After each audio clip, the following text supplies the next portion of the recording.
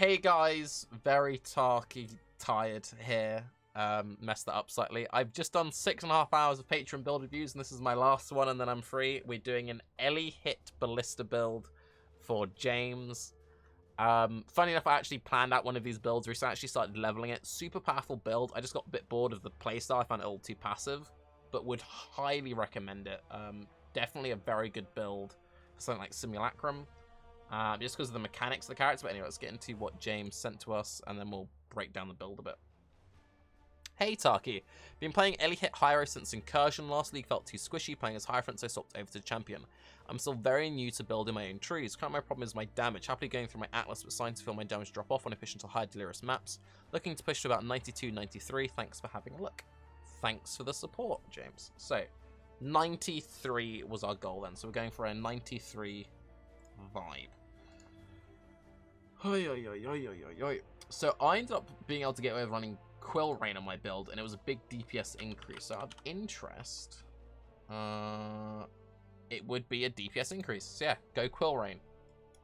Attack speed's kind of good on these builds. The nice thing about this is it means you don't have to craft a big expensive bow or anything. So just go Quill Rain as fix. You already had a Quill Rain in there, so but yeah. Right, so go Quill Rain. I got more damage going non-crit than I did going crit when I did my cards. I guess we should just go through. Let's go through his links, go through his gear, and then we'll, you know, we'll work it out before I just start randomly changing shit. Okay, so curse on hit, flammability, GMP, and snaring area. Cool. Skitterbots, Anger, Vol Molten Shell. What the fuck is the castle damage taken? Okay, he's got castle damage taken, Vol Molten. I don't like castle damage taken Molten Shell. The reason why I don't like castle damage taken Molten Shell is the Molten Shell can override your Vol Molten Shell, so I'm going to cut that and that. But that's fine. Dash, Blink Arrow, Second Wind, Ice Golem. I'm going to cut the Ice Golem. Golems will get you killed. Also, you said you were struggling at endgame. Golems won't survive at endgame, so it's just, you want stuff which will just make your character better, so... current main attack. Let's move that to the top. Ele Hit Ballista. Okay, is everything enabled correctly? Shape of Guardian, Ignited, Chilled, Taunted, Shocked. Effective Shock would be 18% with Skitterbots. Do you have Fortify? Is the enemy taunted? Yes. Boom, boom, boom. Cool. Okay.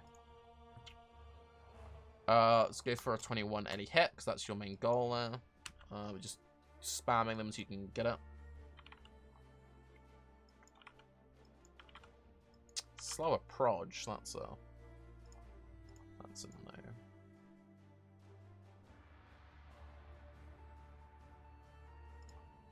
no. Also, we're probably just gonna shove this in a Frost Verno, because Frost Verno is just gonna be a DPS increase. So that'd be 109. If we were to try a Frost Verno, boom, boom, boom.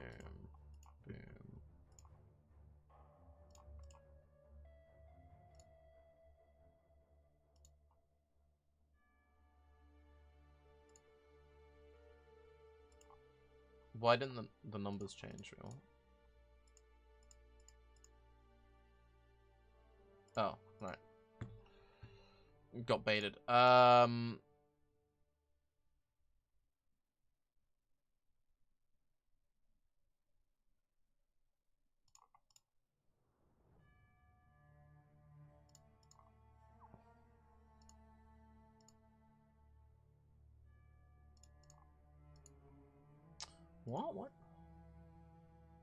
I didn't actually equip the fucking hat. Right, that'll do it.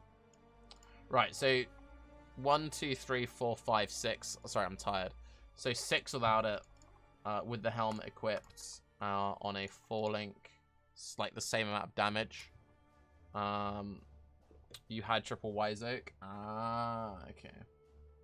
I can see why you didn't want to mess with your gear then. But yeah, so you could go for the Frost Verno, and it's like the same damage. And the other advantage of that is you can then go for the corruptions on there. Does make your gearing a bit awkward, but, you know. frees up 6 links. Also, since you're using a quill rain, since you're using a Comb's Heart, by having your setup in your helmet, that means you can run more utility in your bows and stuff. I think I'd prefer that personally, but you know, you don't have to do it that way. But I mean, you also get life by going for that instead of so I guess it's a wash, but yeah, maybe go for if you can go for Corrupted Frostvernos, that'll give you the most damage. In terms of gear, so you said the main issue you had was like scaling to the top end of content. Let's have a look at what costumes you've got. You've got Calamitous, Broads. Okay, so these are shit. +1 Ancestral Might, Sleepless Sentries, Ancestral Reach, Peak Vigor, and Blessed. Right, I'm gonna redo your setup. Why did I think you were crit? I'm so out of it, sorry. Right, okay. How did I... Right, I'm going to say if you take Mana Flows... That's also the other advantage of going to a 4-link instead of a 6-link. It makes your mana cost go down. But I think if you take Mana Flows, you can drop the Enduring Mana Flask. Also fixes any int requirements you have. If you don't like it, you can always just drop it. Obviously, going for Sun Life is kind of like where your character caps out. 97, 95. Just trim points. If you like playing to 92, just cut that down.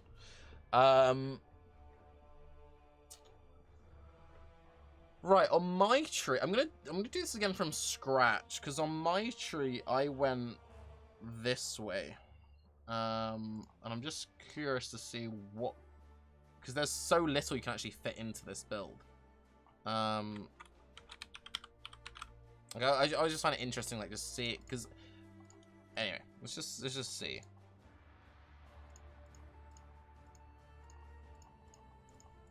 So what did I do? Did I come out the right?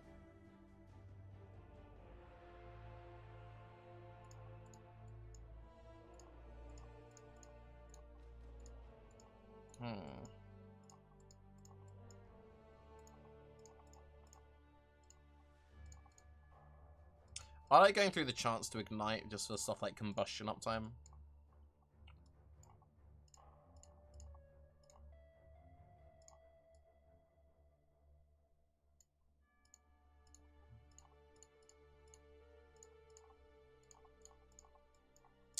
I actually went RT, didn't take Worthy Foe, and went Inspirational. Sorry, went for First Strike Last Fall because you get the Intimidate.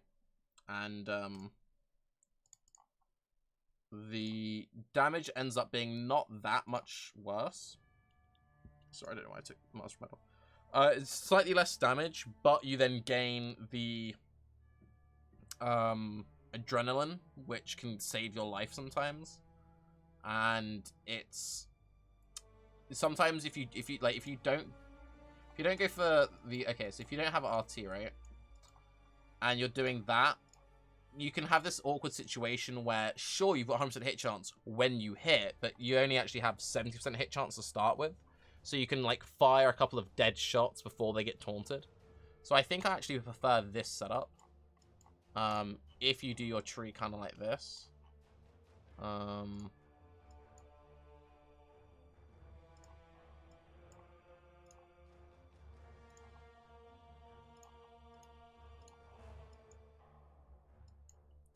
I can't remember how I... Okay. I'm going to redo your cluster jewels.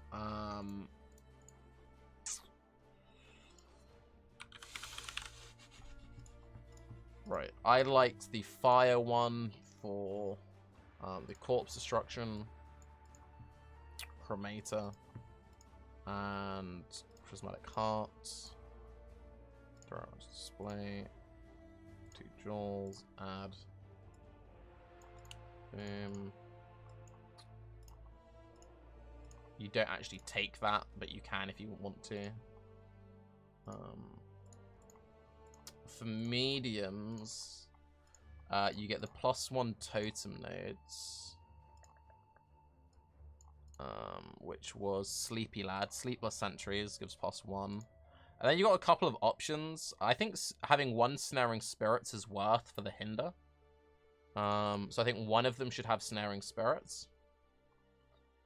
And then the other one, you want, again, Totem, Sleeping Lads. The other one, you got a couple of things you could go for. So Echo gives you the attack speed once you summoned a totem. Attack speed's the main like DPS increase for Ele Hit. Ancestral Inspiration you don't need. Ancestral Might, you don't want that. I quite liked Ancestral Preservation, just to make the tankies like super tanky. Like just go like full tank on the ballistas. Since they're taunting things, means you can focus more on dodging. I'd probably go for that. But if you wanted just more DPS, then you'd go for... I think you need more placements. You don't think you have enough. I don't think you need the placement range. If you want more, you'd go for the Echo for the attack. So attack speed is the most DPS. Otherwise, I would go probably just for the full tank. But you did say that you had some issues with DPS, so maybe that's like one way of doing it. Helps if I remember to put bloody jewels on.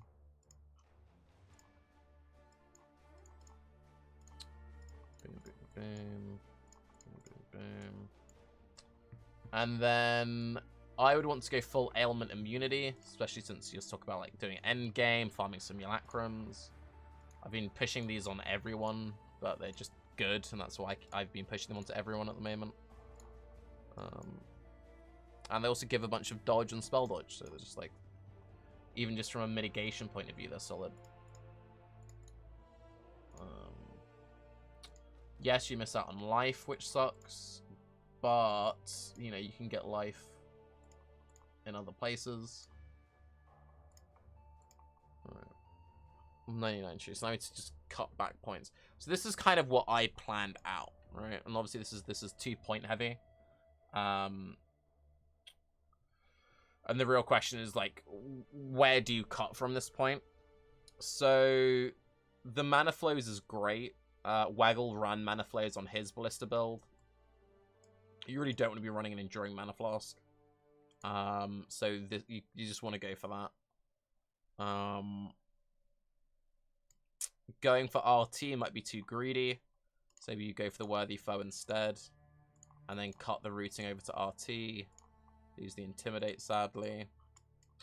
So then you cut that off there. It's on a 96 tree. So you could go for something kind of like that for the Fortify effect. Otherwise, you can just lop everything off from there. 80 tree, and then just go into Raw Start 90, 93. What was the difference between that and that?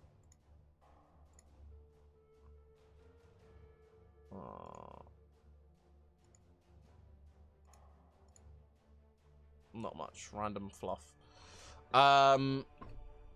So yeah.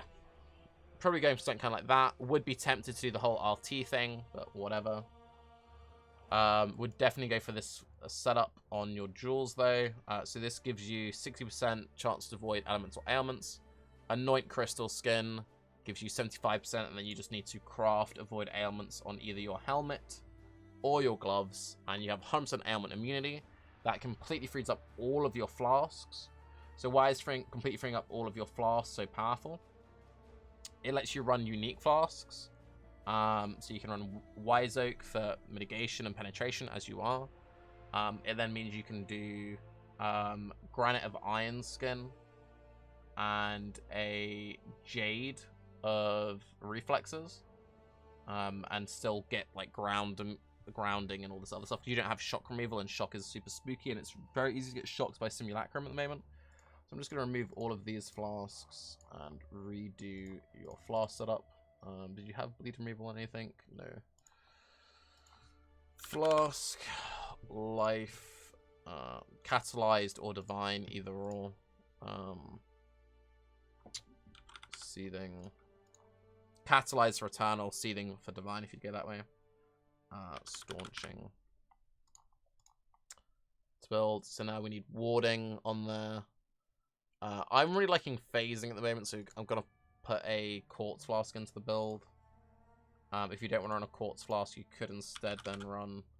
But still gonna have to drop a jade flask because you're running the wise oak. Yeah, okay, fair enough. Quartz, and this would be our warding of chemists or whatever you prefer.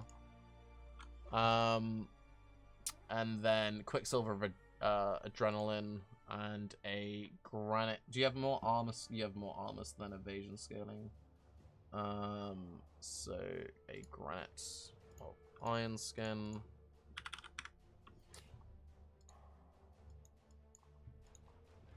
Again, just say you're running chemists. You don't have to run chemists if you don't like chemists.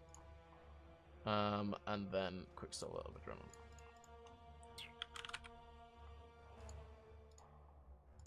Adrenaline. Boom. Of whatever. Cool. So.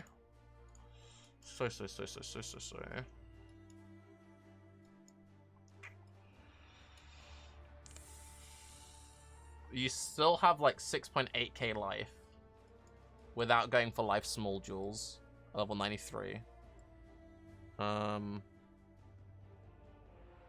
Given second meaning class was a bit meh, would going for a flask medium with remove bleed on life flask be useful with the Karoo flask? Much more recovery and sustain. You could alternatively, but still, they still give +1 ballistas, and giving +1 ballistas is very good. Giving +1 ballistas is a lot of deeps.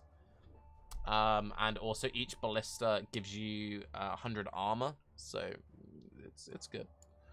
Getting more ballistas is strong. You would also just want to fill that node in. I said no, you said 93, but I'm just gonna fill that into 94 because it's the last life node available to you.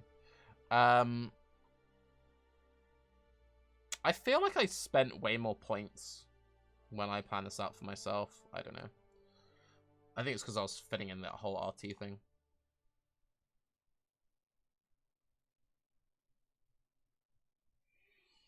Attack speed on gloves is super important. Like, attack speed on every slot is super important. You don't have any pierce. I'd be tempted to drop the skirmish. Oh, you've got chain on your skirmish. I'd be tempted to experiment with dropping the skirmish quiver and instead running a wed attack speed life quiver. Yes, you're going to lose 1 ballista, which sucks. But you're going to gain like 100 flat life. You're going to gain a bunch of attack speed. You're going to gain weapon elemental damage. You can get +1 pierce. If it's a hunter quiver, you can get +3 pierce. You can also go for hunter boots for +2 pierce. I think it's the correct play. The more totems you have, the less they're worth. Just because of... Like, they're still, like, your biggest DPS increase, but they're worth less than what you have. And, like, attack speed is such a big DPS increase. So if you had, like, tier 1, right, and then, like, I don't know, tier 2, you'd lose a totem, but you'd gain a huge chunk of damage. You'd have pierce. You could put more mods on there. You could free up resists on other pieces of gear. You can just get so much life on a quiver. I feel like it's at least worth trying. Like, and it's cheap to get. Also, if you had a shaper quiver, you could. You're not running a rain of splinters. That's weird. You can also get additional arrow. Yeah. So if you had a shaper quiver, you could get additional arrow. So that'd be like your ideal, like, you know. Yeah, you want a rain of splinters. So we need to drop one of these jewels. That's why I was spending more points. I had to fit another 3-point jewel in. That's what my problem was. Right, okay. So let's say you just shove that 3-point jewel in, and then you're gonna have to cut some life nodes. Said you want just 93 anyway. I got 93. Rain instances are super important for this build. So rain instances, if you don't know, gives additional 2 projectiles. You want to get the top roll, which is 30% reduced totem damage. Being 2 additional proj, huge boost to your clear speed. Also huge boost to your single target because it doesn't miss. And having more regular uptime on your DPS means that you can focus more on just dodging. And by having tankier totems means you can spend more time off dodging. Having 100% avoid ailments means you can, you know, not get randomly screwed during a long encounter or a boss fight. Quartz flask so you can face everything. Could also drop it for a Jade flask. I'm repeating myself. So, for example, this pair of gloves, you could swap that craft and do avoid ailments on there. You also just would want a better pair of gloves eventually. You want elemental damage attacks on this ring. And this belt is terrible. So, you know. Stygian Vise would be great. But if you can't, just like a leather belt, yeah, you want at least like 80 life. Pretend that says 80. I'm getting really tired, so I'm getting sloppy, sorry. Whatever resist you're missing. Reduced fast charges used is also really solid. And then on a Stygian Jewel, you can then get like blind on hit or something.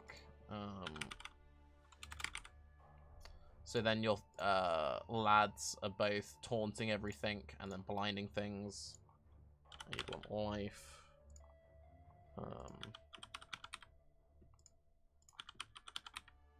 Taxi would be the most DPS you could get there. And then you'd want the blind on attacks. Also, Perseverance Belt is something I would highly recommend, actually, sorry, on this build. Perseverance Belt is, Perseverance Belt is actually the correct play. So it gives you % life, it gives you a good chunk of cold res, it gives you some attack damage, because you've got a bunch of armor and evasion. But most importantly, it means you always have Onslaught, which is a huge DPS increase. Why is the Onslaught not... I guess it just automatically counted the belt. But yeah, always having the Onslaught is a huge DPS increase for your totems. And it also means you move faster so you can dodge attacks more easily. So that's pretty big. You need a Wave of Conviction in this build.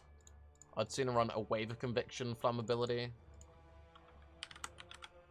And you don't need to run a level 20 Wave of Conviction, you run a level 1 for lower mana cost, but then you can do Exposure Fire. There's also one of the nodes, actually, sorry, on here.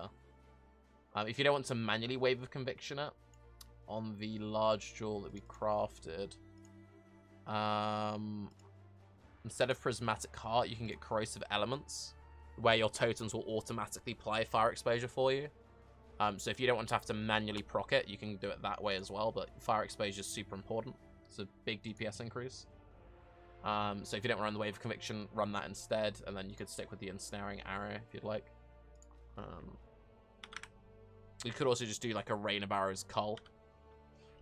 Ensnaring Arrow is a bit slow, but, you know, it's whatever. I mean, you've got the Quill Rain, so it's, you know, it's fine. It's not as much DPS as the Wave of Conviction. I think it's only 10 or 15. No, it's only 10. So yeah, Wave of Conviction would still be more, but if you're lazy, I would do the Wave of Conviction setup, and then you can also run a better node there, which gives them more damage, gives you more resists, which makes your gearing a lot easier. But it's an option if you're being lazy. So either run Corrosive Elements or run Prismatic Heart for the higher damage and the auras. Just depends what you'd honestly prefer running. As I said, you want Wed on that ring, which is super important. I know we're just changing like all of your gear now. If you can get attack speed, great. If you can get on a Vermilion, great.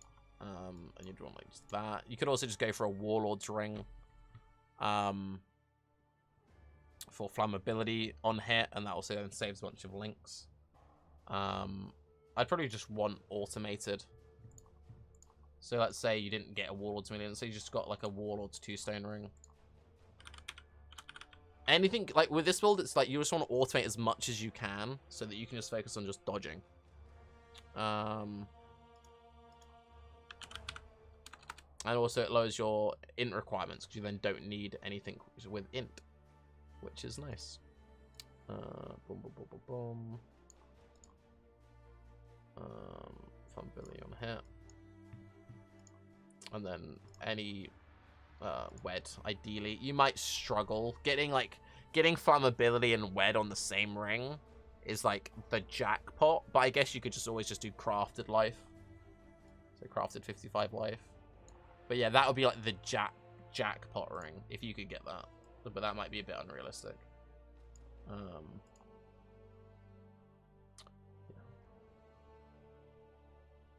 I don't know. I would probably say that is like your capped out character. I realize it didn't really change that much in the grand scheme of things. I basically just like swapped a bow that it looked like you're already trying out because you already had Quillrain like in your links. But yeah, run Quillrain. It's a slight DPS increase. It will feel a lot better because of the attack speed. Think about running a Frostferno. Frostferno will be more DPS, especially if you get a corrupted one. Definitely go for the Perseverance belt, 100%. Strongly consider running 2 Elegant Forms. If you don't want to run Elegant Forms, then you can run Fettles. Yeah. Get Rain of Splinters for 3 points. Would definitely agree with Champion over Hierophant these days. But yeah, 170k per totem. And you've got base of 3, 4, 5, 6, 7, 8 if you use the other quiver, but also the other advantage of going for like a penetrating quiver is, yes, having more ballistas is always good, but by making each ballista individually do more damage, yes, your total DPS might go down from only having 7 instead of 8, but you're not having to then cast 8 of them. So like, generally, depending on how good your uptime on your ballistas are, this will be better damage, but also saying that the tankier your ballistas are, the easier it is to regularly maintain 8. But yes, anyway, hopefully that is somewhat helpful to you. It's a really powerful build. I would seriously recommend this build to anyone struggling, who's like, I just want to build to do all the content. Super strong. It's actually surprisingly easy to level. I personally found it a little bit passive when I was playing it. But if I was just using it as like a dedicated boss or a dedicated simulacrum character where the content's just super rippy, that would keep me engaged because I was doing difficult content. But yes, I'm Tarke. Have a good day. Bye-bye.